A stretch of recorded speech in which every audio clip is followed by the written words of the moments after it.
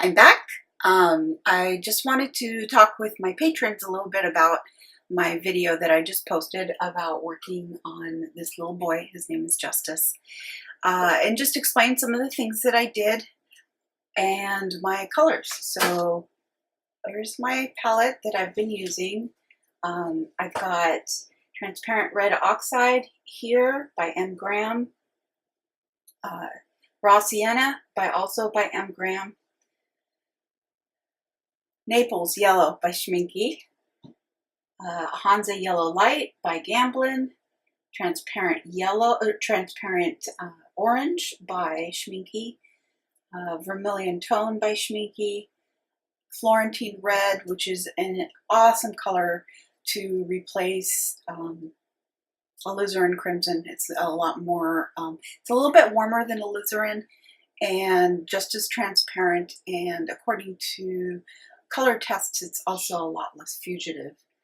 Over here I've got mixtures between the Florentine and Ultramarine Blue by Schminke as well. Ivory Black by Schminke, and this is a convenience mixture by Richardson Shiva, which is a new brand I'm using that I really love. I've got White by M. Graham. I really like their whites because they don't yellow as much. And solvent-free gel. Sorry, word recall problems. So those are the colors that I'm using on this particular portrait. I don't know if you remember when I was painting how it looked all weird over here because I was making him look like he had almost a turtleneck. And it went through a lot of ugly stages as I was painting him.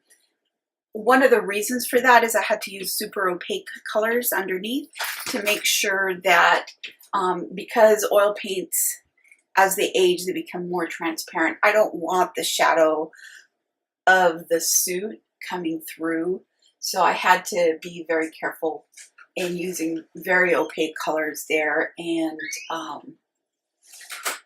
also in finding the shadow. You were probably able to tell from my painting that I pretty much sneak up on my paintings. I try not to tie myself down to anything in particular. I move things around, I wipe off, I put some more paint on. That's just my approach. It's not the only approach. I've done other approaches where you find one landmark and then slowly build from there.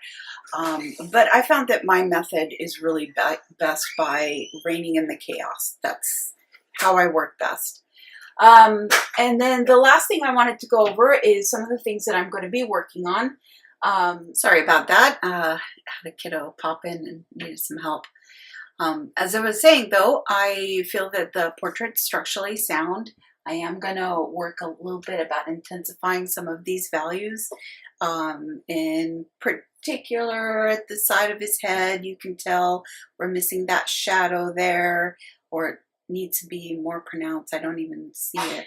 I also switched over to a more purple background. I'm still going to leave a little bit of the green, but I decided to have a purple background because I don't know if you can see in the photo, but his sister is there and she's wearing a purple shirt.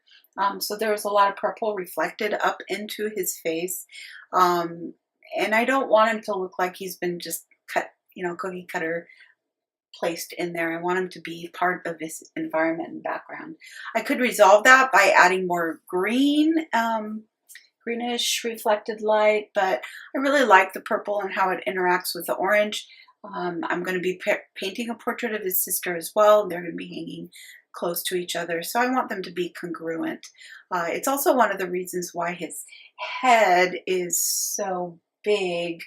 I don't usually paint heads quite this big. It's maybe life size. I think it's bigger than life size.